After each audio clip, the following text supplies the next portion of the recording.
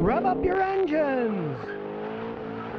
Mark Billett says, when do you have time to actually work on cars? Love your videos. I work Monday through Friday, but I run my own business. So I get to schedule things as I want, deal with customers that I like, helping out people, and then that keeps me up with the times. Because if I didn't work on cars, my knowledge would be useless after a short period of time. There's a lot of guys out there now giving car advice on the internet. They don't even work on cars. Some of them never had, and some of them don't anymore. They make so much money making videos.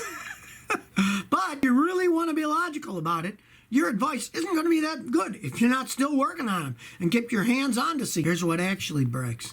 Here's tools worth buying. Here's tools not worth buying. And you really have to if you're going to talk about it. And yeah, I don't work like I used to. I mean, I used to hustle my butt off. I always worked for myself. After the first 5-6 years I worked on cars, I just started my own business working by myself. I used to hustle a lot more. Sometimes I do 3-4 cars a day. Now, hey, I'll do 1, maybe 2. I don't push it. I'm getting older and you get carpal tunnel syndrome after a while. But if you don't keep in the business that you're talking about at a short period of time, you won't know what you're talking about.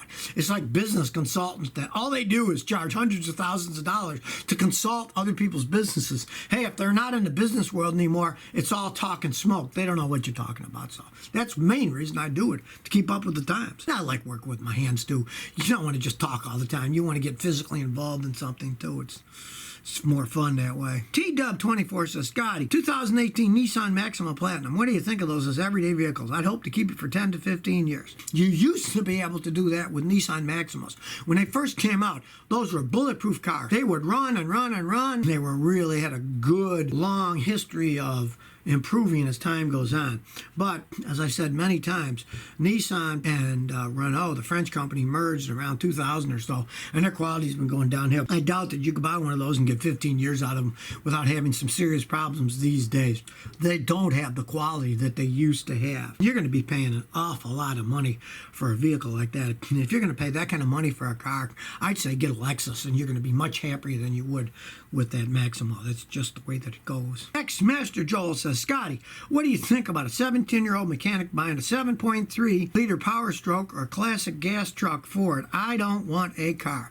Okay, if you're a mechanic, hey, get a classic gas Ford truck. Those older ones, they can last forever. They're really cool. I mean, if you go way back to the 60s or whatever, those things can run forever. You can fix them. They're simple. You're only 17, so you can learn more about it as you go on. And I think in that case, classic has class. Driving a classy thing, and it's not like you can't get parts. They still make parts for them all.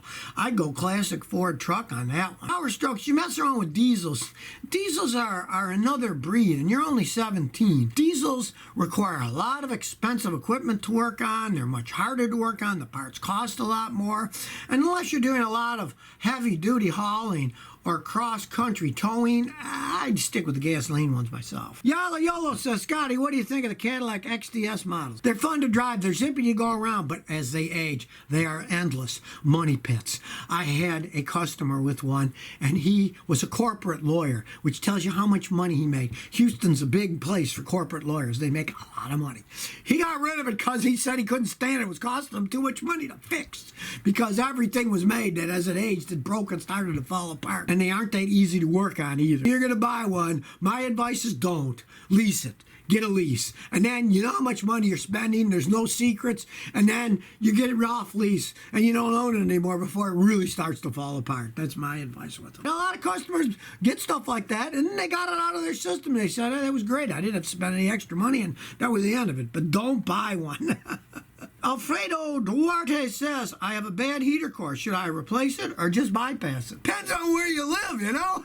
If you live here in Texas like I do, just bypass it. You just cut the 2 heater hoses that go into the firewall to the heater core, and you get a plastic splice kit. I get them in AutoZone for like $8 with 2 clamps, and bypass it, and away you go. Now, you don't want to just plug the lines up because you still want to have flow in the system. Some of them have problems with cooling the heads right if you plug them up, but you just connect them together so they just flow the way they normally flow, and they're bypassing the heater core. Now, if you live someplace where it's really cold and you need heat, well, you know, you're more or less going to have to fix the thing. But if you got one of those things like, say, one of those Fords where you got to take the whole dash out like a Thunderbird, and it's going to cost you over $1,000, you could cut those two hoses and then run new hoses, and they do make little hot water heater kits that you could put like under the glove box that will blow hot air, and you could modify that and do that, and that's only going to cost you $200 or $300 instead of $1,000. So you might think about that.